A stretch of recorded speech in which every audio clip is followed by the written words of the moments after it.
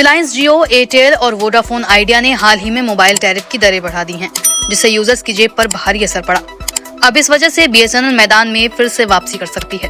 दरअसल टैरिफ की बढ़ी दरों से परेशान लोगों ने एक बार फिर सरकारी टेलीकॉम कंपनी बीएसएनएल का रुख करना शुरू कर दिया है। हालांकि कंपनी में अब तक 4G और 5G सर्विसेज शुरू नहीं हुई हैं, पर सरकार ने बीएसएनएल में फिर से जान भरने शुरू कर दी है।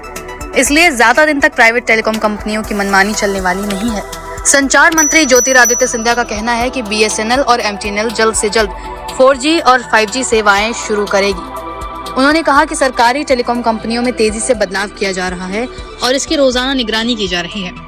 इंडिया मोबाइल कांग्रेस के उद्घाटन समारोह से इतर बोलते हुए सिंधिया ने गुरुवार को कहा कि सरकार एमटीएनएल के सोवरेन गारंटी बॉन्ड के पीछे खड़ी है और कोई चूक नहीं होगी, भले ही इसका संचालन बीएसएनएल को हस्तांतरित कर दिया जाए। उन्होंने कहा, हमने जो कहा वो बहुत स्पष्ट है कि एमटीएनएल का संचालन बीएसएनएल को हस्तांतरित कर दिया जाएगा। देनदारियों का भुगतान करने के लिए एसेट्स का मोनेटाइजेशन किया जाएगा। भारत सरकार एमटीएनएल के बॉन्ड के पीछे खड़ी है और इसमें कोई डिफॉल्ट नहीं होगा। सरकारी टेलीकॉम कंपनियों के अपग्रेडेशन के बारे में उन्होंने कहा, हमारे लिए आसान होता है कि हम ग्लोबल वेंडर से तकनीकें लेते और वही करते जो दूसरे करते हैं, लेकिन हमें लगता है कि भारत केवल सर्विसेज का कंज्यूमर न बने बल्कि प्रोडक्ट्स का सप्लायर भी हो। इसलिए हमने कठिन रास्ता चुना और भारत 4G स्टेक को खुद विकसित करने का फैसला किया। टाटा द्वारा संचालित तेजस और TCS तथा C-DOT का एक कंसोर्टियम 4G और 5G टेलीकॉम इंफ्रास्ट्रक्चर विकसित करने के लिए जटिल तकनीक पर काम कर रहा है।